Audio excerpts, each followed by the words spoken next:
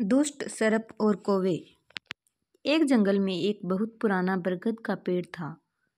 उस पेड़ पर घोंसला बनाकर एक कौवा कौवी का जोड़ा रहता था। उसी पेड़ के खोखले तने में कहीं से आकर एक दुष्ट सर्प रहने लगा। हर वर्ष मौसम आने पर कौवी घोंसले में अंडे देती और दुष्ट सर्प मौका पाकर उनके घोंसले में जाकर अंडे खा जाता। एक बार जब कौवा व कौवी जल्दी भोजन पाकर शीघ्र ही लौट आए तो उन्होंने उस दुष्ट सर्प को अपने घोंसले में रखे अंडों पर झपटते देखा। अंडे खाकर सर्प चला गया। कौवे ने कौवी को डांडस बंधाया, प्रिय हिम्मत रखो, अब हमें शत्रु का पता चल गया है, कुछ उपाय भी सोच लेंगे। कौवे ने काफी सोचा विचारा और पहले वाले घोंसले को छोड़ उससे काफी ऊपर टहनी पर घोंसला बनाया और कौवी से कहा, यहाँ हमारे अंडे सुरक्षित रहेंगे। हमारा घोंसला पेड़ की चोटी के किनारे निकट है और ऊपर आसमान में चील मंडराती रहती हैं। चील सांप की बैरी है। दुष्ट सर्प यहाँ तक आने का साहस नहीं कर पाएगा। कौवे की बात मानकर कौवी ने नए घोंसले में अंडे दिए, जिसमें अंडे सुरक्षित रहे और उनमें से बच्चे भी निकल आए। उधर सर्प उनका घोंसला खाली देखकर यह समझा कि उसके डर से कौवा कौवी शायद वहां से चले गए हैं, पर दुष्ट सर्प टो लेता रहता था। उसने देखा कि कौवा कौवी उसी पेड़ से उड़ते हैं और लौटती भी वही हैं। उसे यह समझ से देर नहीं लगी कि उन्होंने नया घोंसला उसी पेड़ पर ऊपर बना रखा है। एक दिन सर्प खो से निकला और उसने कौवों का नया घोंसला खोज लिया। घोंसले में कौवा दंपति के 3 नवजात शिशु थे। दुष्ट सर्प उन्हें एक एक करके घपाघप निगल गया और अपने खो में लौटकर डकारें लेने लगा। कौवा व कौवी लौटे तो घोंसला खाली पाकर सुन रह गए। घोंसले में हुई टूट फूट व नन्हे कौवों के कोमल पंख बिखरे देखकर वह सारा माजरा समझ गए। कौवी की छाती तो दुख से फटने लगी। कौवी विलक उठी, तो क्या हर वर्ष मेरे बच्चे सांप का भोजन बनते रहेंगे?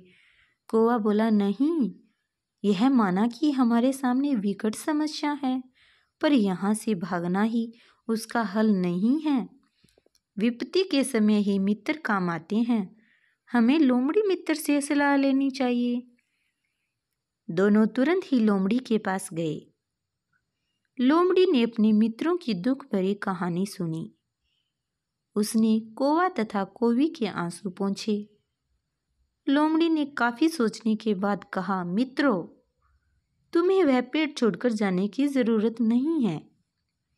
मेरे दिमाग में एक तरकीब है जिससे उस दुष्ट सर्प से छुटकारा पाया जा सकता है। लोमड़ी ने अपने चतुर दिमाग में आई तरकीब बताई। लोमड़ी की तरकीब सुनकर कौवा कौवी खुश से उछल पड़े। उन्होंने लोमड़ी को धन्यवाद दिया और अपने घर लौट आए। अगले ही दिन योजना अमल में लानी थी। उसी वन में बहुत बड़ा सरोवर था। उसमें कमल और नरगिस के फूल खिले रहते थे। हर मंगलवार को उस प्रदेश की राजकुमारी अपनी सहेलियों के साथ वहां जल क्रीड़ा करने आती थी। उनके साथ अंगरक्षक तथा सैनिक भी आते थे। इस बार राजकुमारी आई और सरोवर में स्नान करने जल में उतरी तो योजना के अनुसार कौवा उड़ता हुआ वहां आया।